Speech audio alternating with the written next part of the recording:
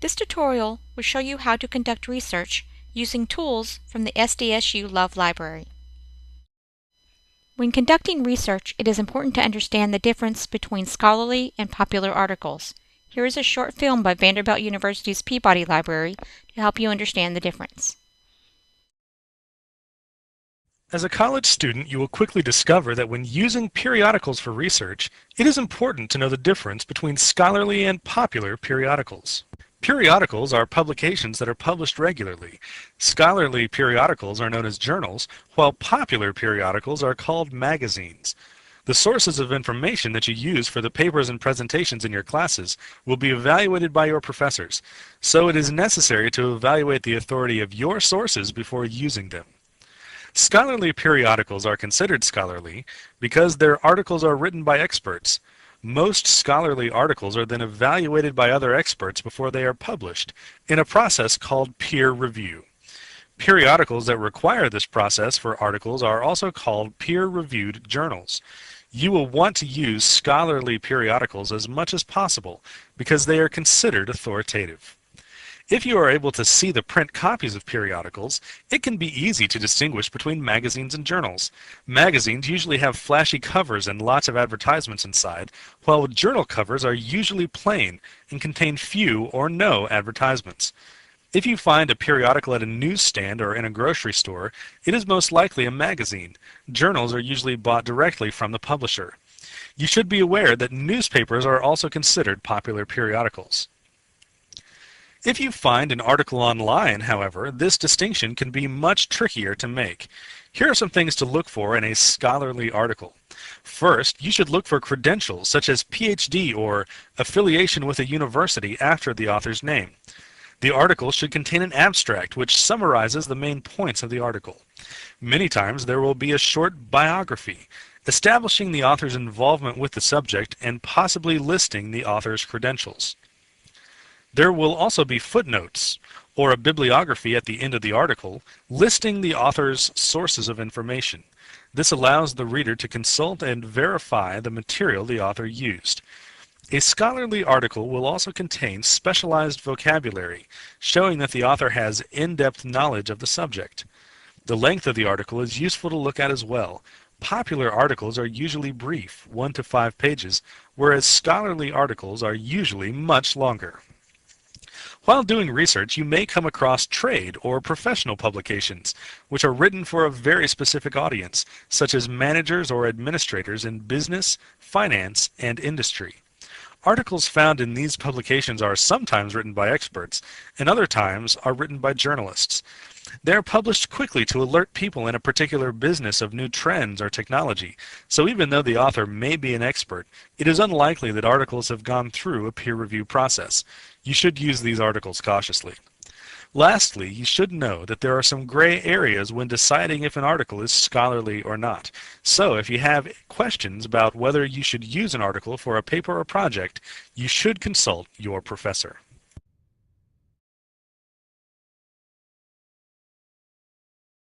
In this day and age, most information is readily available by the simple stroke of a key. How many times have you been looking for information about a subject or for the answer to a question, and someone says, just Google it? Google is a powerful search system that has a wide-ranging access to information and can be used by anyone who has access to the Internet. Because Google has such a wide-range access, you might receive a numerous amount of information that may take much time and effort to sift through. However, there are other types of databases that are more subject or topic driven, such as subscription databases found at many colleges and universities. Subscription databases require user IDs and passwords. For example, SDSU subscribes to the database ProQuest-ERIC. ProQuest-ERIC is a database that accesses scholarly and gray literature related to education. Examples of gray literature are field magazines, trade publications, and state reports. One can locate literature in ERIC by either using natural language in a basic search or Boolean operators in an advanced search. Boolean operators are the terms and, or, and not. If you enter the AND operator between terms, each of your results will include both of those terms. If you enter the OR operator between terms, your results will include either of those terms. If you enter the not operator between terms, your results will exclude terms after the not operator.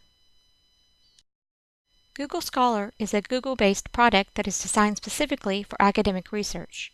Google Scholar searches a wide range of general and academic databases.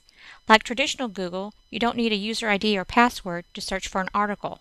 However, you may need an ID or password to access the article once you have located it. Here's how to locate an article using Google Scholar. Google Scholar pulls information from a variety of different places, such as academic libraries, subscription databases, open source databases, and others. First, you will need to determine what place you would like to receive your information from. Once you do that, you click on Settings and Library Links. For example, if I want to receive information that is available at the San Diego State University Library, I would enter San Diego State University, click Save. To conduct a search using Google Scholar, you may choose from either a basic or an advanced search option. For the purposes of this demonstration, I'm going to use the advanced search option. So I click on the arrow. The advanced search option has features very similar to a Boolean search. Let's say you are looking for peer-reviewed scholarly articles about community colleges.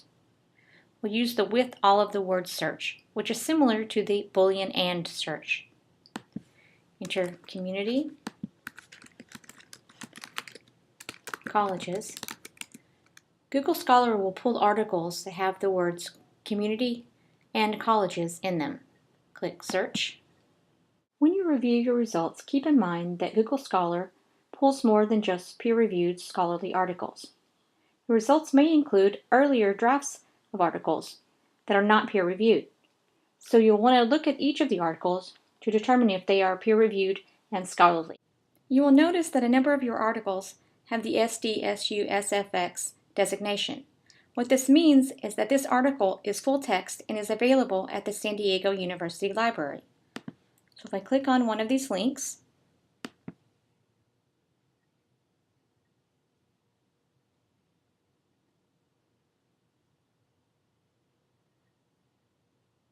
you'll notice that this article is found in both the e-journals and the print journals. So if I click on full text,